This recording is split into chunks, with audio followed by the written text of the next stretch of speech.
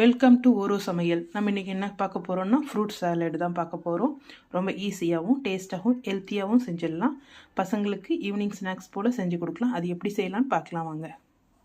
Fruit சாலடுக்கு மாதுளம்பழங்களை மாதுளை முத்துக்களை நான் க்ளீன் பண்ணி எடுத்து வச்சுருக்கேன்.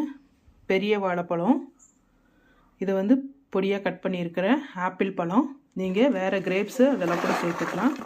பசங்களுக்கு ஈவினிங் ஸ்நாக்ஸாக இது மாதிரி கொடுத்துக்கலாம். இதில் வந்து கொஞ்சமாக முந்திரி, பாதாம், திராட்சை, கொஞ்சமாக துருவன தேங்காய், இது எல்லாமே கலரிக்கலாம். பசங்க ஸ்வீட் வேணுன்னா ஹனியும் வெல்லமும் சுகரும் சேர்த்துக்கலாம். நான் எதுவும் சேர்க்கல,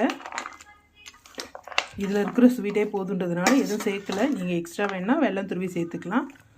சூப்பரான நமக்கு ஃப்ரூட் சாலடு ரெடி ஆயிடுச்சு. இந்த வீடியோ பிடிச்சிருந்தா லைக் பண்ணுங்கள், ஷேர் பண்ணுங்கள், கமெண்ட் பண்ணுங்கள், சப்ஸ்கிரைப் பண்ணுங்கள்.